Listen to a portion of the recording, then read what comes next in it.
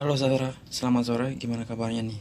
Kali ini saya akan ajak Zahra untuk berbincang-bincang mengenai topik yang akan kita bawakan sebagai pembelajaran buat banyak orang nih.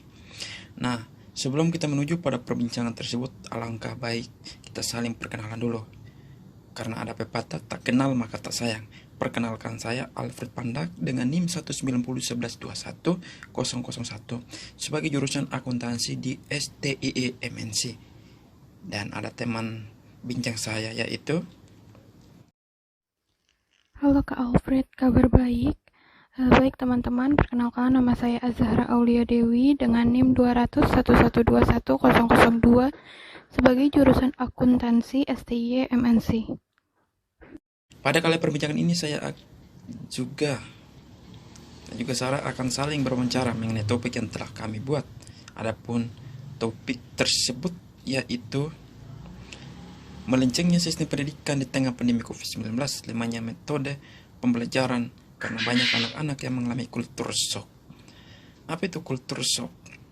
Kultur shock merupakan perasaan yang gelisah, cemas, bingung, dan juga cemas yang dialami oleh seseorang yang baru menempati suatu daerah atau wilayah. Jadi kalau diartikan dalam sisi pandemi COVID-19 adalah di mana banyak anak-anak yang mengalami berbagai macam kecemasan, bingung dalam belajar yang secara diadakan online di tengah pandemi tersebut. Kultur shock yang dialami para pelajar baik itu SD, SMP, SMA hingga pada perguruan tinggi adalah yang pertama, menarik diri dari pergaulan sosial. Artinya tidak adanya interaksi langsung dan dari teman-teman lainnya untuk berdiskusi secara langsung. Yang kedua, merasa ditolak. Artinya para pelajar tersebut merasa tertekan dan malas untuk berpendapat.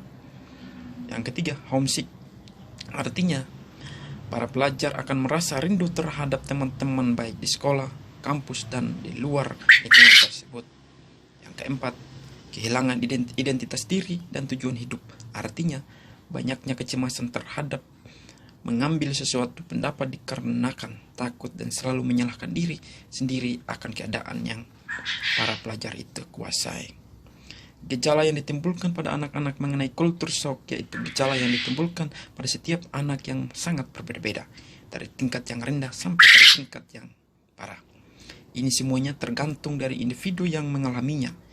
Gejala yang sering terjadi pada anak-anak saat ini adalah depresi terhadap banyak tugas, latihan soal, diskusi, kuis, ataupun forum-forum tambahan dari guru maupun dosen tersebut.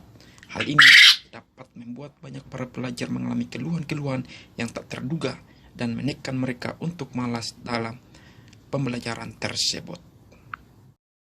Lalu, jika kita lihat apa sih yang membuat mereka ragu terhadap segala macam problem di tengah pandemi tersebut, barangkali pada kesempatan ini juga mungkin mereka merasa kesulitan dalam menyesuaikan diri menimbulkan kultur shock pada tingkat pelajar baik itu SD, SMP, dan SMA. Mungkin hal inilah yang membuat mereka merasa berat dalam belajar di tengah pandemi COVID-19.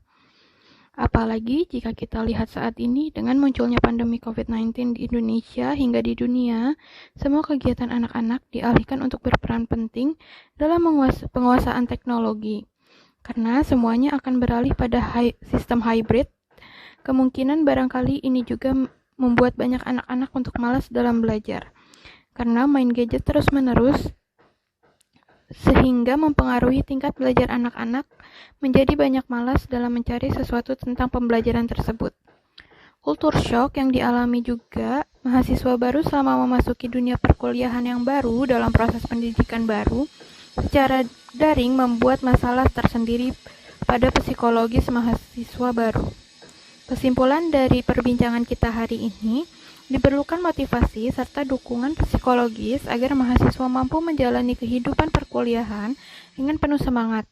Peran lingkungan keluarga sangat membantu mahasiswa baru yang mengalami kultur shock agar mahasiswa merasa berharga dan merasa masih banyak orang yang peduli kepadanya. Memperbaiki pola dalam berpikir juga menjadi alasan pada mahasiswa baru dalam merespons segala hal yang terjadi dalam kehidupannya. Siap menerima perubahan dan mensyukuri apa yang terjadi menjadi salah satu kunci dalam kehidupan yang bahagia sebagai seorang mahasiswa. Sekian perbincangan kita hari ini. Kurang lebihnya mohon maaf. Jangan lupa untuk teman-teman yang suka dengan konten kita hari ini untuk like, comment, and subscribe. Terima kasih.